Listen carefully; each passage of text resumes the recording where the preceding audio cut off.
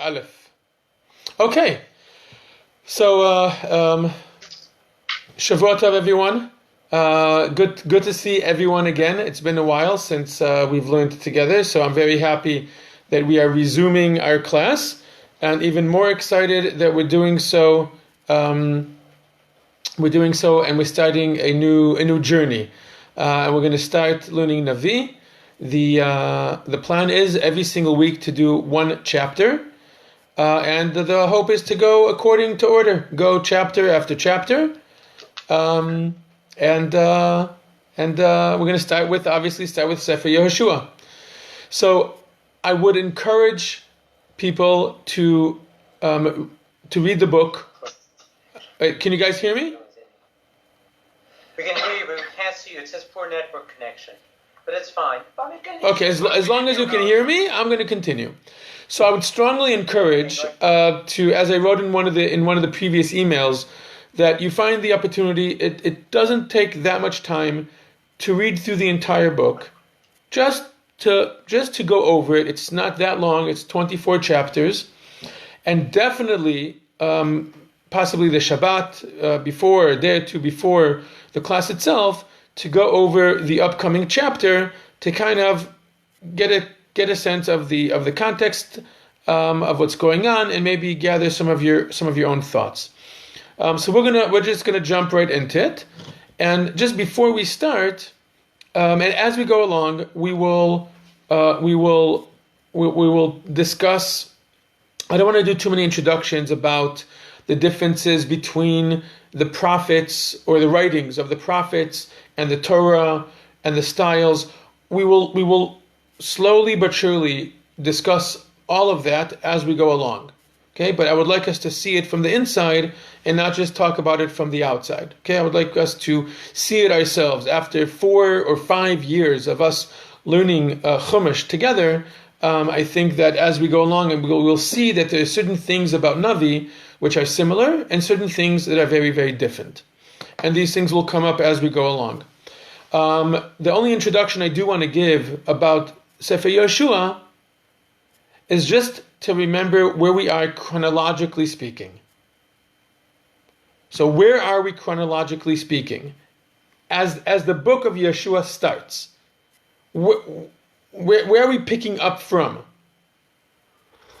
Just at the end of the Chumash? Just at the end of the Torah? Correct. So what is the last event that took place? Right before chapter 1, verse 1. What just happened?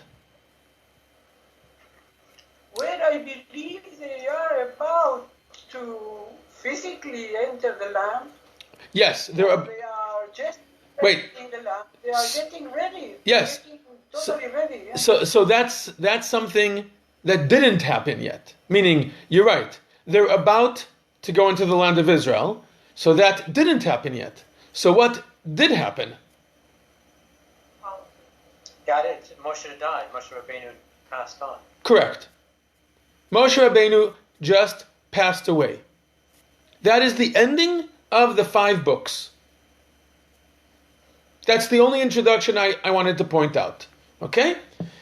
Which explains to us what we're about to see, how the book of Joshua starts. So what we're going to do is, sometimes we will read an entire chapter and then double back. Sometimes we'll read a group of verses and then discuss and then continue, depending on the chapter, depending on what's going on. We're just going to read verse 1. And the questions, and we're going to ask, and I'm not going to ask what questions come to mind, but after we read the first verse, what jumps out at us? What is noticeable? And it was after the death of Moshe, the servant of Hashem, that Hashem said to Yehoshua, the son of Nun, Moshe's servant, saying,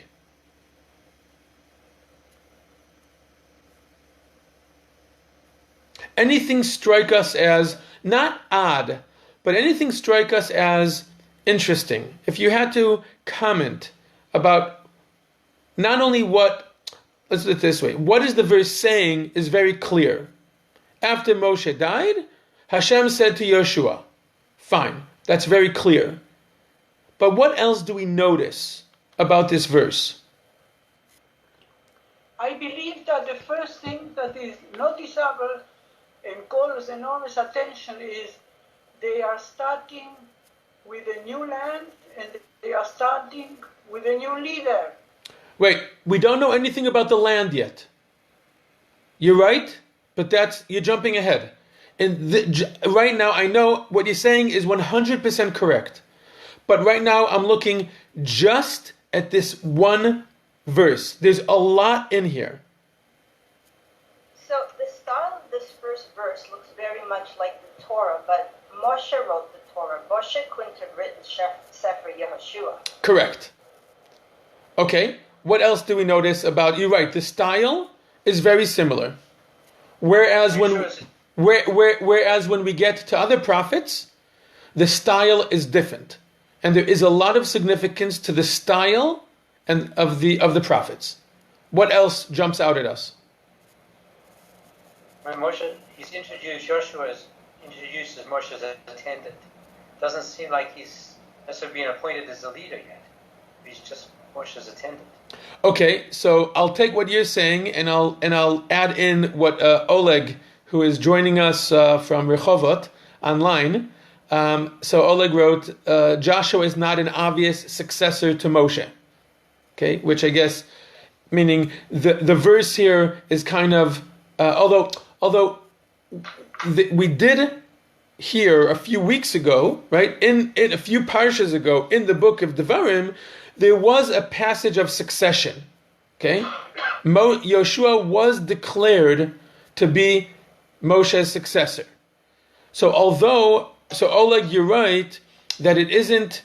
It just kind of starts from chapter 2. It assumes that we know that Yehoshua is going to be his successor, okay, or that he's supposed to be.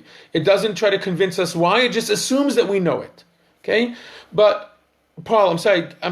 What did you say before about Yehoshua? It just seems strange that he's introduced only now as Moshe's attendant, when he really is the new leader. Yeah, you're saying it's strange that Yehoshua is being downplayed here. If Yehoshua is, as I just said, is known to be, okay, he's going to be the next leader, why are you presenting him? Why is he being presented as the servant of Moshe? You shouldn't be downplaying him, you should be upplaying him. Now that is in strong contrast to the beginning of the verse. There's a contrast being presented here between Moshe and Yehoshua. Moshe is presented as what? Eved Hashem. Eved Hashem. Eved Hashem. Right? The servant of Hashem. And what is Yehoshua? Is the servant of Moshe. Meaning what? Yehoshua can't also be the servant of Hashem? This does not seem like a great opening to the book of Yehoshua. This is supposed to be Yehoshua's book. Right? Moshe is the Eved of Hashem. That is a significant title.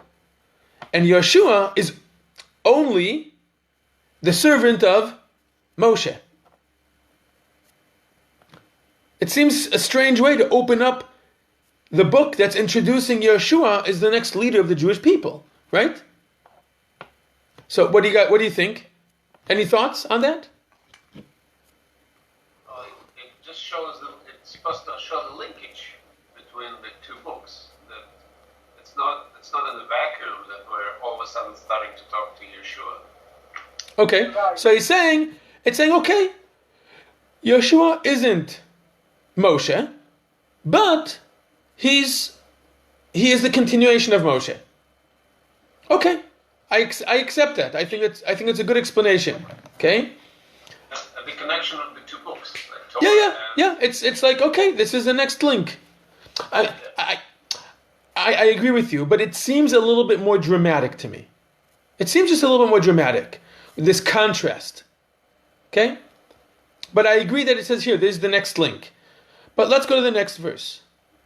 Moshe, my servant, has died. And now arise, cross this Jordan, you and all this nation, to the land which I give the children of Israel. Anything strike us as strange about this verse? Still seems not to appoint him as the leader, like he and the people will cross. Interesting. You're saying he doesn't say you shall take them. It says you should cross. You and them should cross. Okay. Anything else? It almost sounds as if they had to wait for Moshe to die before they could cross the Jordan.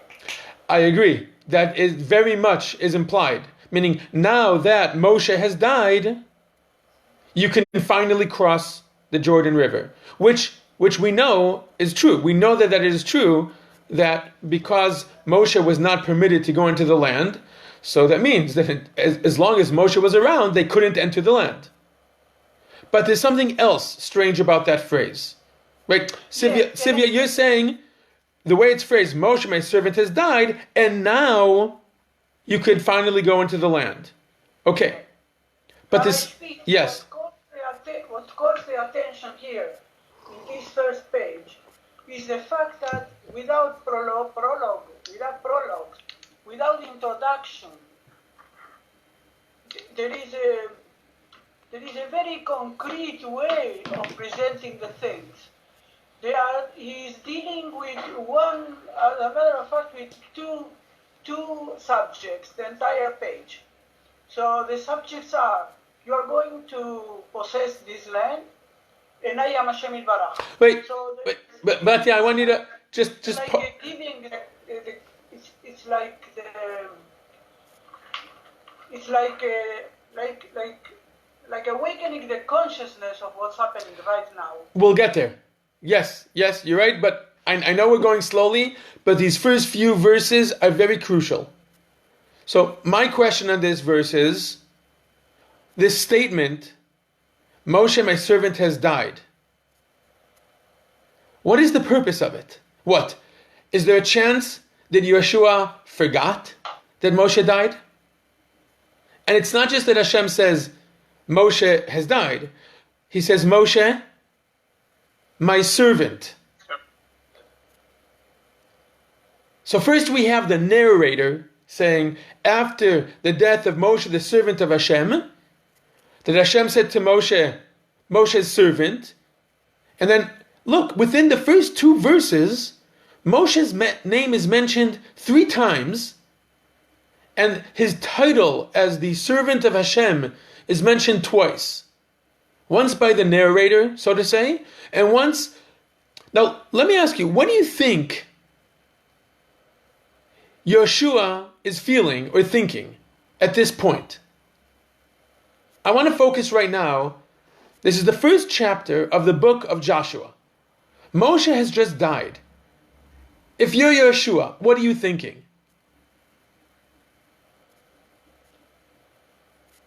What are you thinking? What? Will the nation listen to me? Will they accept me as the new leader? Will they accept me as a new leader? I would think even before that, like, how could I fill Moshe's shoes? It's Moshe Rabbeinu. He took them out of Egypt. He took them through the desert for 40 years. He protected them in the sin of the golden calf. He protected them, whatever. He gave them Torah. It's Moshe Rabbeinu. But the opening verses don't seem to mellow that. They seem to make that they seem to heighten that tension. Moshe was a servant of God. Joshua is just a servant of Moshe. And Hashem says to him, Joshua, my servant, Moshe, is dead. Now you go into the land with the people. That's scary. It's very, very... You think that Joshua would at least want... Sorry, Rabbi. I was just going to suggest you think that Joshua would want to hear from Hashem that he is now going to... has the confidence of God to lead the people. Okay, so let's continue. With this in mind, meaning the first 2 verses seem to intensify the fact that there's something drastic changing here. Meaning, on the one hand, it's the next stage, but it's not the continuation of the. It's not. There's the next stage, but there's a transition. This transition is not one of it's all going to stay the same. No, we're going from Moshe, the servant of Hashem, to Joshua, the servant of the servant. And it's not like don't worry. We're going to make believe as if nothing changed. No. Something dramatic is happening here. Okay, and that's an important difference between the Torah and the Navi, which we'll talk about as we go along. There is something fundamentally different, and we'll see that the relationship between Moshe and God and Yehoshua and God is going to be very different. And the governance and the connection between God and the people during the time of Moshe and God and the people during the time of Joshua and from this point on is going to be different. It's no longer God with the communication to Moshe, the servant of God. It's the servant of the servant. And as Oleg points out here, it's like that God is distancing himself from the leader. Yes, he's saying to him, I'm speaking to you not as the servant of God, I'm speaking to you as the servant of Moshe. Okay? Now, because of that, it makes the next few verses, okay, I won't tell you let's read the next few verses, which we'll now be able to understand better. Verse 3, every place on which the soles of your feet will tread, I have given to you, as I have spoken to Moshe. From this desert and Lebanon to the great river, the Euphrates, all the land of the Hittites, to the great sea, westward shall be your boundary. No man shall stand up before you all the days of your life. As I was with Moshe, so shall I be with you. I will not weaken my grasp on you, nor will I abandon you. So what jumps out at us from these verses? Well, I understand that the order is perfect. So first off, he is presented with a purpose. The purpose is to do that and that and that. And then he is prepared. He's getting prepared for this particular purpose. Well, we're still at this stage. One second. Is Yehoshua the doer and Yehoshua also the beer, the way he has to be, being, how to be in front of this purpose. Yeah, he doesn't. I agree. He's not. Hashem immediately goes and says, "Okay, and this is what you need to do, and this is your goal." Okay, what else jumps out at us of these verses based on what we said before? So it's in. As Alex said previously, it's still connecting Navi to the Torah, right? And relating back to what was said to Moshe. And look at this phrase. This phrase that appears twice in verse 3. As I have spoken to Moshe. In verse 5. As I will be with you, as I was with Moshe. So he's saying to him, I know that you're not Moshe. But don't worry, I will be with you like I was with Moshe. And I will keep my promise to you like I kept it to Moshe. It's interesting, and this is something we'll see a lot in the prophets. A lot. Repetitive terms, repetitive phrases, repetitive narratives. So just to show you what we've already seen, we'll see a lot more of it in this chapter. Verse 1, it says, the death of Moshe, the servant of Hashem. Verse 2, Moshe, my servant, has died. The same term repeats itself twice, one after the other. Verse 3, as I have spoken to Moshe. Verse 5, as I was with Moshe. Those double phrasings parallel each other. It's strengthening it, saying, I'm emphasizing the fact that Moshe, who was my primary servant, my primary connection to the Jewish people, is no longer here, and therefore we're starting something, there's a different stage happening. But, as I was with Moshe, I will be with you. as I have promised to Moshe, I will keep my word to you. So, Rabbi, does that mean that we don't have the same issue that we have in the Torah, where we're concerned about repetition and wastage of wording? Is it less precise that way, that we don't have to be looking for other meanings? Just for emphasis? I'd say that there are those, okay, like the Malbim, who we studied a few years ago, who would answer that question with an unequivocal no. Also, when you get to the prophets, every word is precise, and if there's a word that repeats itself, then each word, and there are 3 or 4 words that seem synonymous, it's because you need to look into it deeper and understand what each word means. But I'd say the larger approach, the more common approach, is that yes, sometimes the understanding is that in the words of the prophets, okay, there is not every word is so exact. Rather, sometimes things are exaggerated, or for the purpose of an emotional effect, are being, more words are being said or repeated. There isn't the same level of sanctity attributed, or multiple layers of depth assumed in every word of the Nevi'im. That doesn't mean that there aren't more things there than meet the eye, but as an example, we don't learn halacha, practical observances, from Navi very rarely. Whereas in the Torah, we understand that even when it's not actually giving us a directive, it could be a source of a halachic, of something practical, of something, a directive.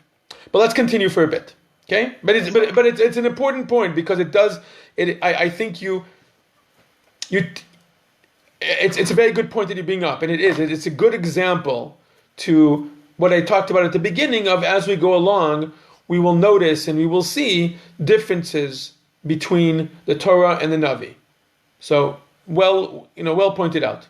You wanted to say something else, Paul? No, thank you. Okay. Yes, I would like to say something. It's a very beautiful thing. I believe that the greatness of Hashem's message here is beautiful because it is based on the experience of the other person. It is saying to him, the way I was with Moshe, this Yehoshua knows perfectly that Hashem was with Moshe totally and completely and unconditionally. So this is the way we should align ourselves, I believe. It's teaching how to align ourselves when we are about to start something new. To know that in the past we were able to do this and this and this and this, but certainly we may fail. So here enters the tefillah and so on. So it's a very interesting thing to prepare him. I agree, and I think that is something that I'm definitely. It's hard not to notice that it's almost as if Hashem here is acting as like I wouldn't say therapist, but the layer, we're going to get to a completely other layer to this chapter. But the first layer that to me seems very, very evident is Hashem taking Yehoshua himself through the ability to see himself as a leader. Okay, or he's saying, what does Yehoshua need to hear? Okay, yes, you're not Moshe. I'm not going to make believe that you're Moshe. Something fundamental is changing in the relationship. But, even so, don't worry. I'm telling you, just like I was with Moshe, I will be with you. Now look at the continuation. We're at verse 6. Okay? We're going to read now from verse 6 till verse 9. Be strong and have courage, for you will cause this nation to inherit the land that I have sworn to their ancestors to give to them. Just be strong and very courageous, to observe and do in accordance with all of the Torah that Moshe, my servant, has commanded you. Do not stray, therefore, right or left, in order that you succeed wherever you go. This book of the Torah shall not leave your mouth. You shall meditate in it day and night, in order that you observe to do all that is written in it. For then will you succeed in all your ways, and then will you prosper. So first thing, wait. So first thing, what has Hashem done here? Well, there are here 4 psukim, if not 5, that say almost the same thing, but reiterating it and in crescendo, because each time stronger. This is Hashem Yitbarach preparing Yehoshua for his own identity, his task, and his purpose. This is what I think. I agree. But what has he done here specifically in these verses, considering what we saw until now in the chapter? Well, at least now he's recognized Joshua as the leader. Absolutely, right. Leadership roles. He's no longer talking to him as the servant of Moshe. He's no longer talking to him as the one who is, not sure. He says, yes, you're right. If beforehand he was talking to him about, you are going to go into the land with the people, over here, you will lead the people. And what is Hashem saying to him? How will he accomplish this?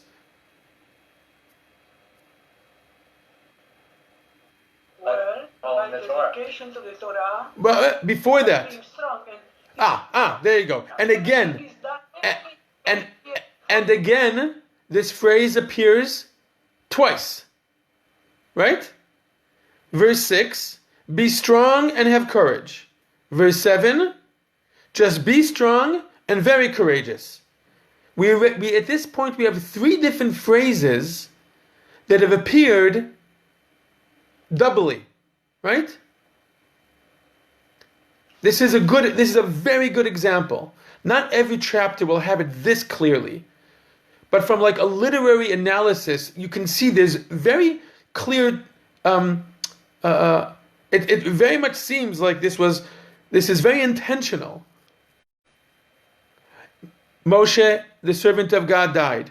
Moshe, the servant of God, died. Like I was with Moshe, I will be with you. Like I was with Moshe, I will be with you. Be strong and courageous. Be strong and courageous. If you had to kind of summarize all the verses till now, those words would kind of jump, those 3 phrases appearing doubly would kind of like highlight, and you would see them as like a structure running through the verses. As far as the message that Yehoshua is getting, yes?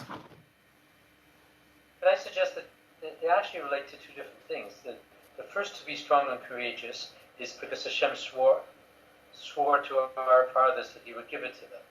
And the second, be strong and courageous, is because you're going to follow. Paul, you have penetrated through. You have just penetrated through to the second layer, which we are not at yet.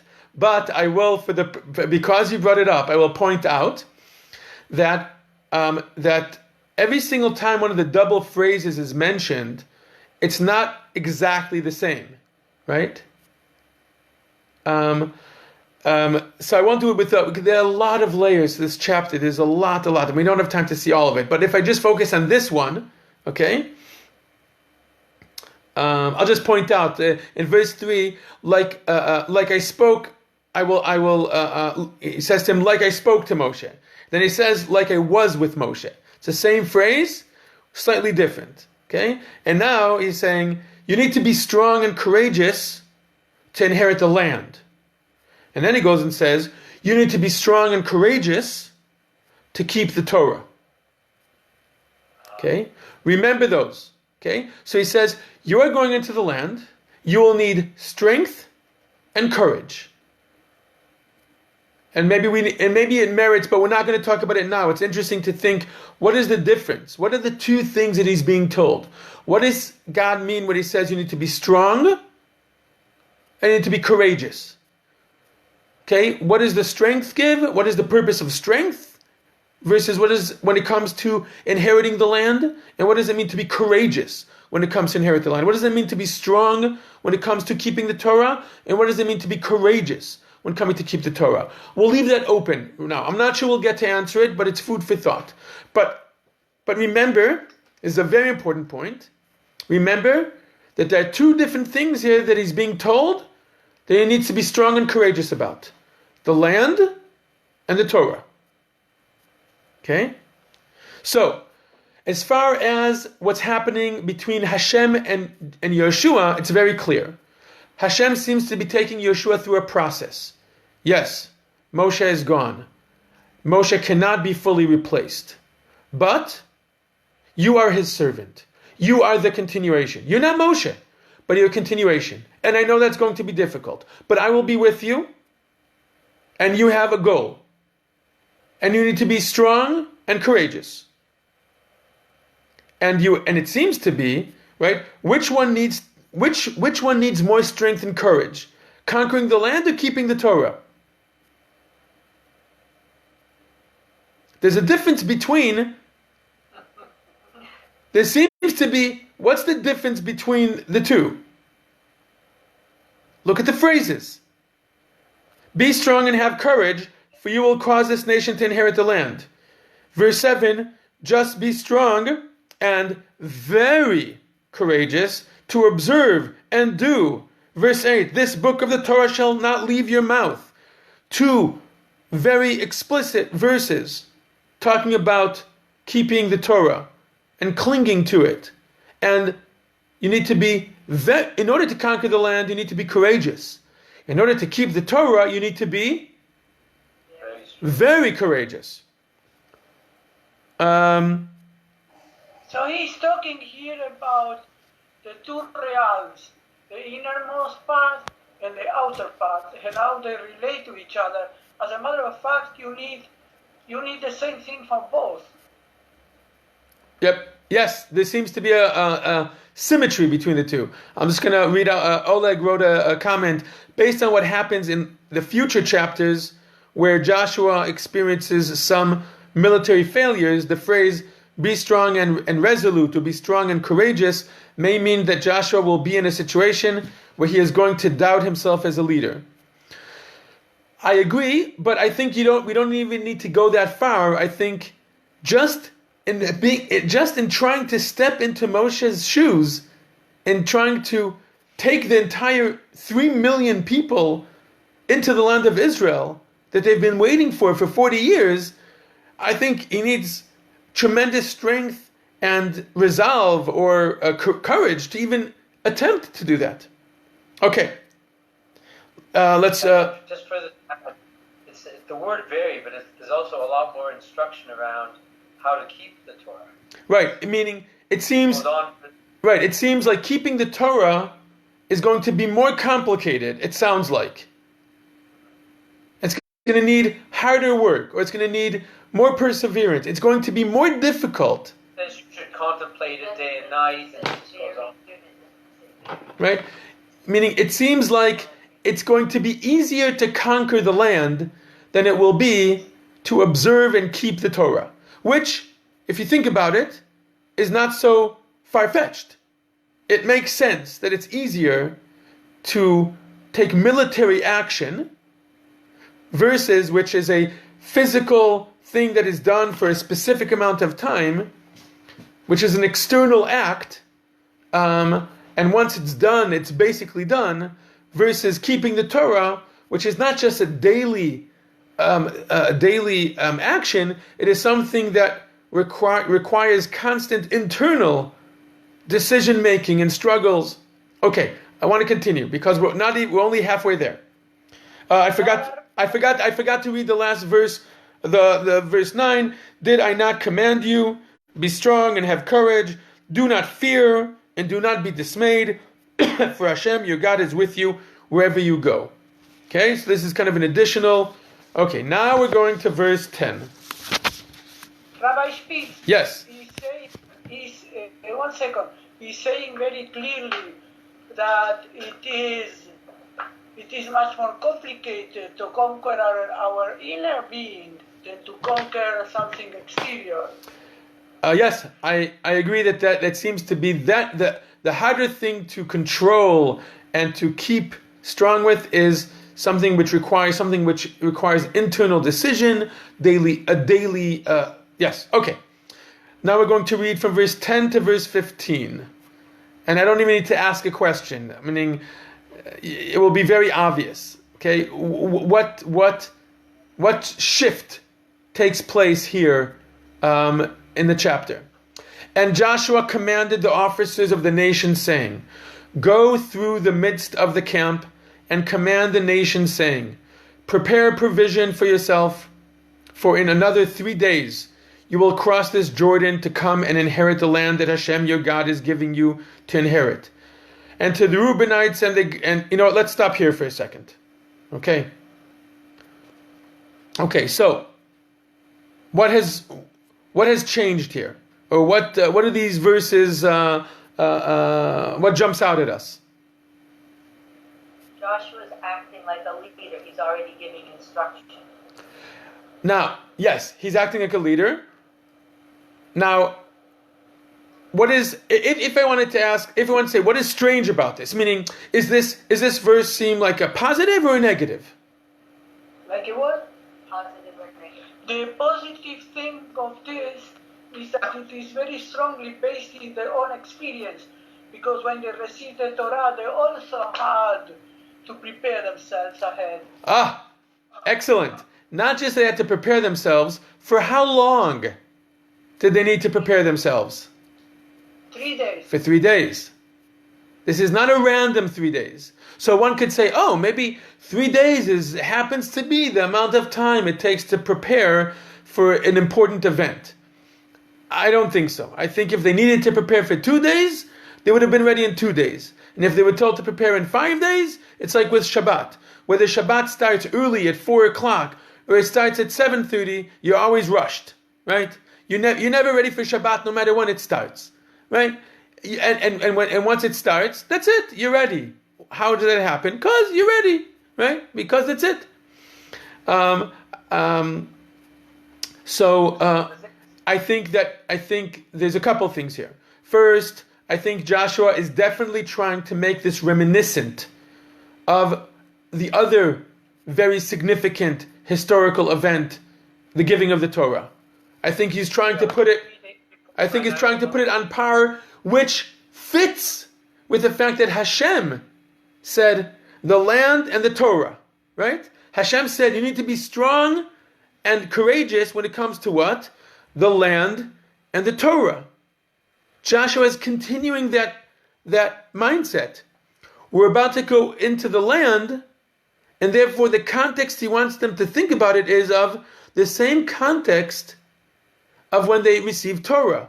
3 days, 3 days. Just like you prepared to receive Torah for 3 days, you need to prepare to go into the land for 3 days. Because these two things are connected. One is the continuation of the other. Right? We receive Torah, so then we can go into the land. These are two parts of the same process. Just like Hashem connected the two, Joshua is doing the same. But it's interesting. So Tzivya, you said that he's taking an initiative. Not just is he taking an initiative, he's delegating. He's delegating. He's not going himself and announcing or calling all the people together. I might be getting ahead of ourselves, but that wasn't Moshe's strong suit. Yehoshua wants to prepare the people. Moshe was not good at delegating. When Moshe Rabbeinu, when they had to prepare for 3 days in Har Sinai, Moshe didn't tell people to pass along the message. Moshe said to the people, if we had time, we would open it up and we would see. Yehoshua is not just taking an initiative, but he's positioning himself as a leader in a very smart way. It's not just that it's smart because it works well. So he's telling people to go and pass on the message. Okay. Let's continue reading. Yes, Paul. Can I ask, I presume these aren't instructions that Hashem gave to Yeshua. No. You're right. Right, so that? You're right. This is Joshua. Hashem did not say, tell the nation to prepare. Right. Hashem said, you will take them into the land.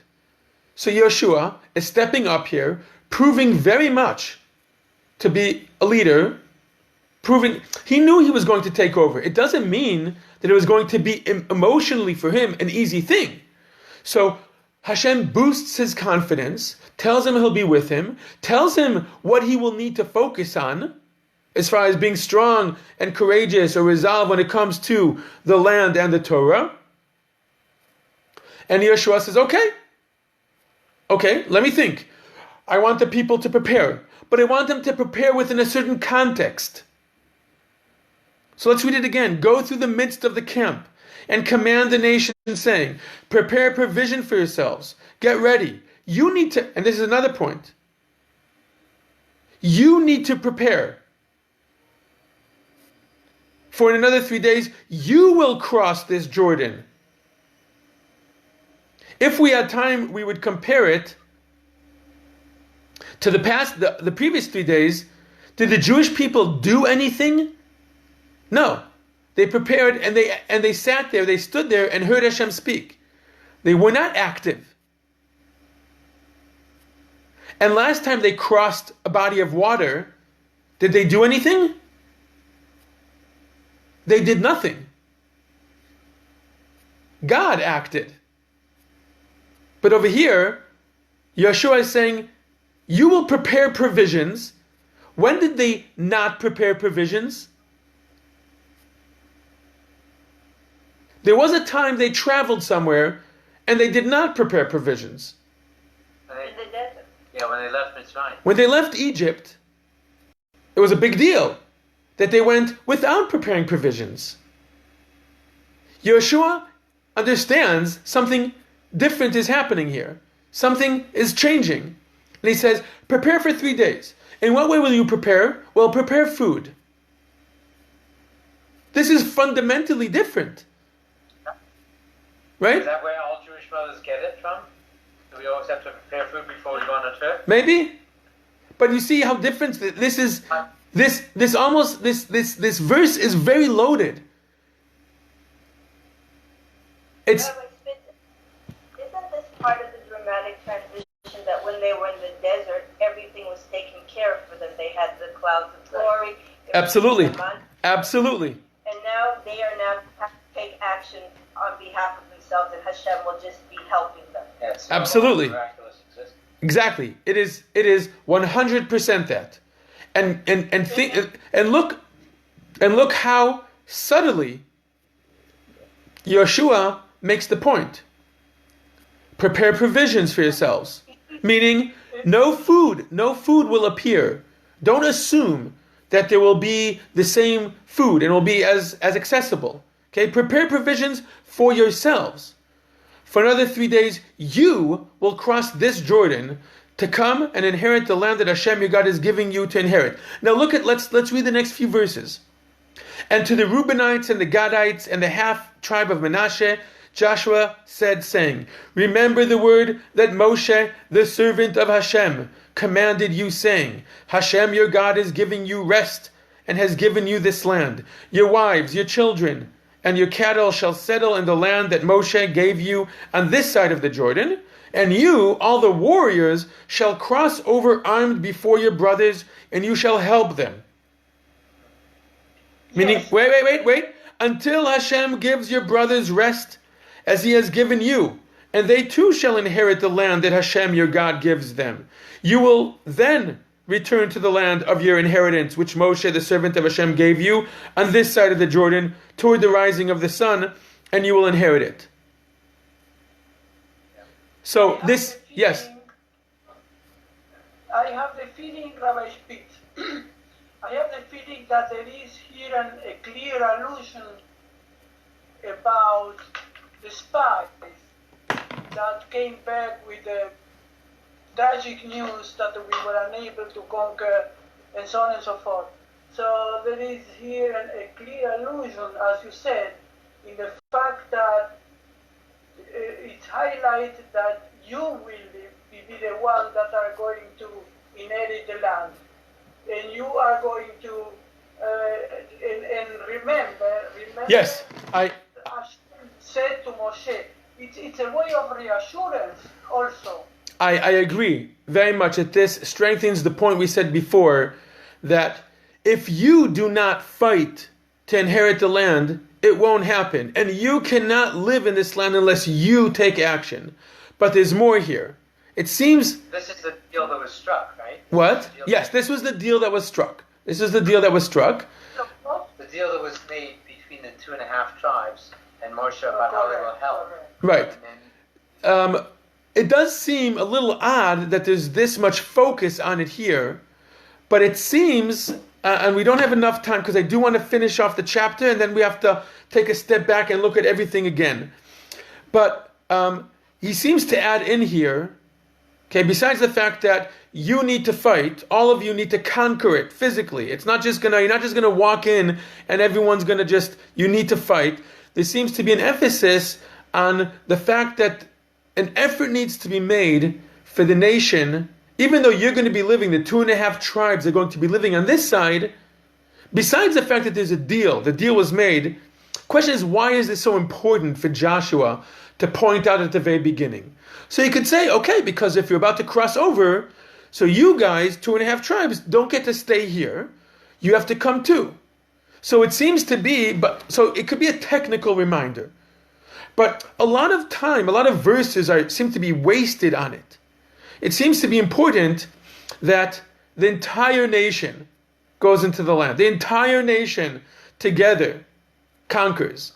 You can't just conquer a little bit and then go home. Until everyone has the land, no one has the land. Until the last tribe conquers their area, the 2.5 tribes cannot inherit theirs.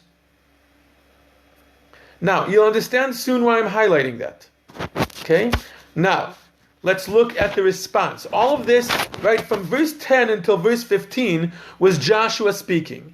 So first he said to the whole nation, first he appointed, he delegated, and he said, okay, everyone, you need to prepare. Get food. Get ready to walk. Get ready to conquer. And who needs to prepare? Everyone.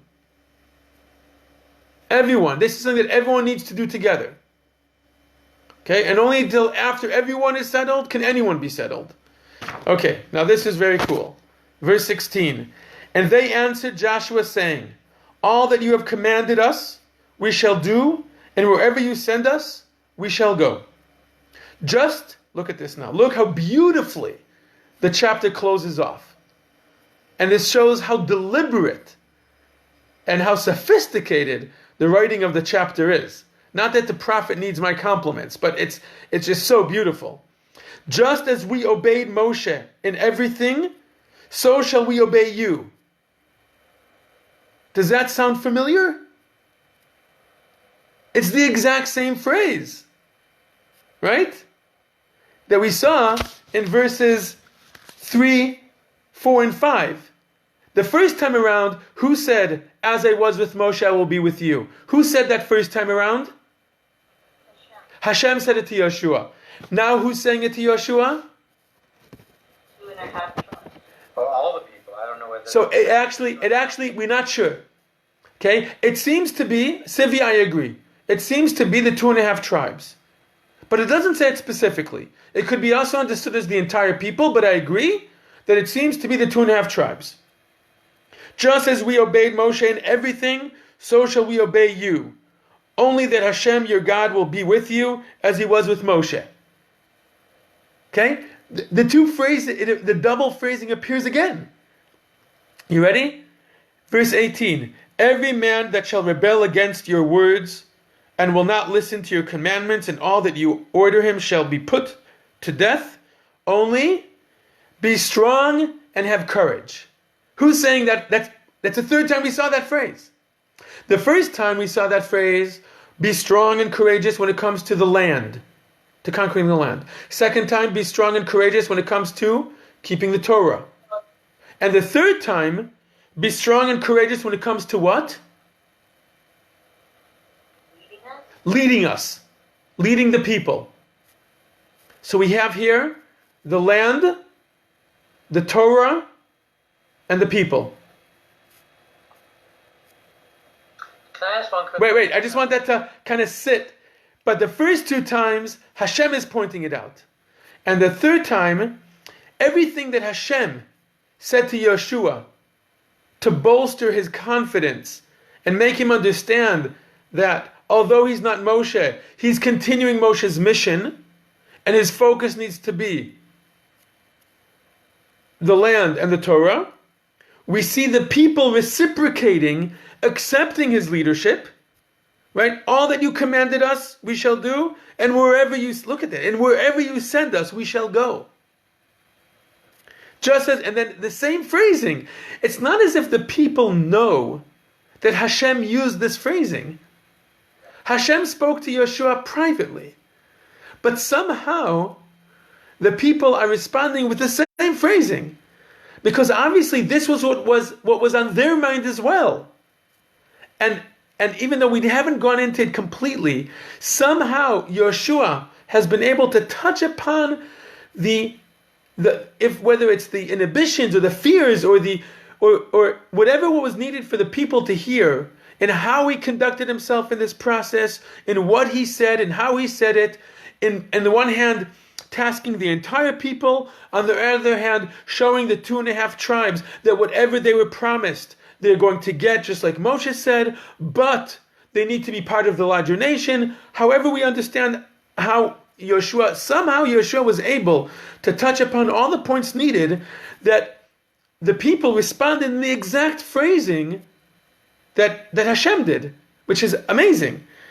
And I just want to kind of I'll close it off afterwards. Just if there are any comments, if Paul, you wanted to say something, and then I'll bring it all together. I just want to clarify in my mind, does line 17 make it conditional on Yehoshua that they will only follow him if Hashem is with them, with Joshua? So I'm looking at, as you're asking it, I'm looking at the Hebrew phrasing. Does it make it conditional? It could be understood as conditional. Sure. Yes, it could be understood as conditional, but I think it's a bit ambiguous. But yes, in the simple understanding, it seems to be, as long as Hashem is with you, we will listen to you. That's what. Yes, it does seem to be conditional. Although the word rak in Hebrew doesn't. It has multiple meanings, and it doesn't only mean the word only. Right, and maybe that's actually, if I had to translate it in the more accurate way, I would take away the word only, and it would say, just as we obeyed Moshe in everything, so shall we obey you. That Hashem your God be with you as he was with Moshe. In which it keeps the ambiguity. It sounds somewhat conditional, but also under the assumption that, or under the understanding that Hashem is with you as he was with Moshe. Meaning, we're going to listen to you because we understand that Hashem is with you as he was with Moshe. I don't think it's saying necessarily as long as we see proof, because we're not going to see too many miracles or anything like that. We're not going to see where the people witness Hashem speaking to Yehoshua. So it doesn't seem to me conditional in that sense. It seems more to me, and we can test this later on. It seems more to me under the assumption, under the understanding that Hashem is with you as he was with Moshe. Meaning, it seems like we're following you because Hashem is with you. Because the word that our scroll shows, provided that you, seems to pick on it being conditional. I appreciate. That's why I wanted to clarify. So it's even in the Hebrew, it's a bit ambiguous, and maybe it's on purpose. Okay. So I want to kind of summarize. Okay, there seems to be, and this is true. This is the first chapter of the book. I have for many years now, I've had a theory that the first chapter of every book of the prophets somehow captures or serves as like a seed or like a miniature, so to say, of the book, and gives the fundamental idea and direction of what the entire book is going to be about. And it does so by emphasizing certain terms, phrases, or concepts. And this chapter, if I would, it's very easy to make this chapter into a flowchart and to highlight the phrases that repeat themselves at the beginning and at the end, and how it all comes together so beautifully. And I think what we've done here is we've seen two layers to the chapter. Layer one is Joshua himself.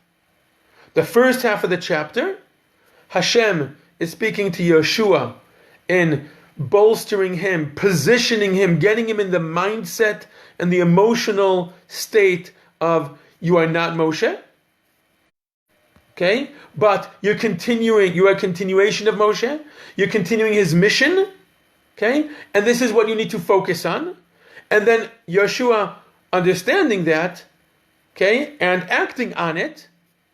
And after Hashem reinforces in Yeshua's mind, you are the continuation, you are the legitimate leader as the continuation, as the transitional leader, okay, between Moshe, the leader, taking them out of Egypt and the desert and so on and so forth, transitioning to Joshua, the servant of Moshe, you are the leader to take them into the land. And him rising to the occasion, at least initially, and acting on it, and sending a clear message of what is different, okay? And acting as a leader, and sending the message of what is going to be different, and gaining the respect of the people as the continuation of Moshe, with a full understanding of what that means. We will do what you said, and whatever you send us, like a complete, and anyone who defies you, we will put him to death, okay? So that's one layer. One layer is looking at the person, Joshua, Yehoshua, as we go through the chapter. Okay? Hashem speaking to him and building up his character as a leader and his seeing himself as a leader, and Yehoshua acting on that and the people being responsive towards that. Okay? That's almost like from a character development perspective. And the second layer we have here, I think maybe more importantly, maybe that's more interesting, I think more importantly, the focus of what is going to change. Okay? There's going to be, as Oleg said, somewhat of a distancing here between Hashem and the Jewish people. It is no longer going to be as direct a communication. The Jewish people are going to be more self-reliant. Okay? And the focus is going to be that there's going to be a lot of strength and courage needed. Okay? And these are going to be the three challenges that we're going to see throughout the book and really throughout all the prophets. And these are the three things that need strength and courage and resolve. These are going to be the new challenges. Okay? The land. There was no such challenge until now. There was no land. There was no conquering and settling. There was no how are we going to deal with other nations. There was no huge challenge of how to keep the Torah. There was no challenge. So these are the three focuses.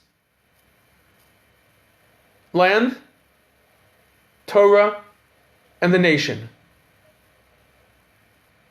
I'll add one more thing here, okay?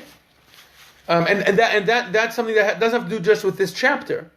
That has to do with the entire book. And we're going to see it throughout the book.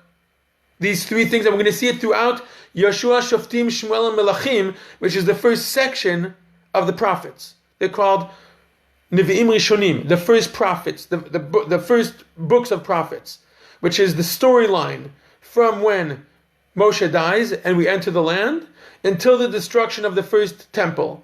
That's Yehoshua, Shoftim, Shmuel, Samuel 1, Samuel 2, Kings 1, Kings 2. And everything's going to revolve around these three legs. The challenges that have to do with the settling, conquering, controlling the land, and the challenges of keeping the Torah and keeping the laws. And three, the nation itself, the unity of the nation, meaning there was no issue in the desert of the unity of the nation. The nation is all together. Yes, there were conflicts, there were disagreements about leadership, but we don't see throughout the 40 years the nation splitting. What does that mean, splitting? Splitting where? They're all living in one place. They're all traveling in the desert together. They're all 100% dependent on the water and on the clouds and on the manna and on the quail and the slav. And The nation was stuck together, for better or for worse. These are going to be the three legs that the story is going to be relying on. I just want to point out one more thing that is just to show you there's so many different layers to this chapter, and then I'll end with this, that we didn't even notice. Okay, that Batya pointed out that Hashem gives Yehoshua his excuse the pun, his marching orders. If you look carefully, we see he's given four specific instructions. In verse 2, cross the Jordan. That's your first job. Cross the Jordan. Verse 3 till 5, conquer the land. Verse 6, inherit the land, which is to settle it, to live in it. Verse 7 to 9, keep the Torah. And this is what we're going to see throughout the book. Okay? The first task, which is cross the river, is going to be chapters 3 and 4 of the book. The next task of conquering the land, the wars, conquering the land, is going to be chapters 6 till 11. Verse 6, which talks about settling the land, is going to be chapters 13 till 21.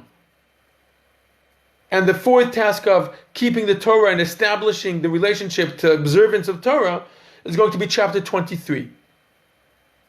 We didn't even notice that, but we're going to see it. And it all goes back to this chapter. It's all encapsulated in this chapter. Yehoshua's role as a leader, the process that he goes through, and the process he goes through with Hashem and with the nation, with himself and with the nation. His marching orders for his lifespan: cross the Jordan, conquer the land, inherit the land, establish the observance of Torah, but also the kind of overarching challenge of all the prophets, which is the land, the Torah, and the nation. That's it. We've started Sefer Yehoshua. So what is the plan each week? Are we going to go chapter by chapter? Every week we will do chapter by chapter. There will be some chapters that, especially in Yehoshua, that are very, very technical. Like there are some chapters of the borders of the land of Israel. And it's very technical. So in those weeks we might do a few chapters together. And I'll just highlight certain explanations about the borders and compare it. So in general, the idea is chapter by chapter, every week one chapter. In Yehoshua specifically, there will be a few times that we'll bunch them together, but that makes it even more important to read the chapters beforehand, because not every week will we do what we did now, which is read all the verses of the chapter. Some chapters are too long for that. Sometimes I'll just say, okay, we'll read verse 1, 2, 3, then I'll just give a description of what happens in the next few verses, and then we'll jump to the next verses which are important to the process. Okay. Just to be clear, did you suggest we read the whole book in advance or several chapters in advance of each Sunday? I'd say it's always good to read the whole book. It's not that long to get an overview, but at least for sure, I will send out a few days beforehand. This Sunday we will focus on chapter 2, or we'll focus on chapter 10 and 11 together. Okay? Perfect. Okay. Wonderful. Thank you. Everyone have a Shavua Tov. Great to get started again. Thank you so much. And you'll tell us when to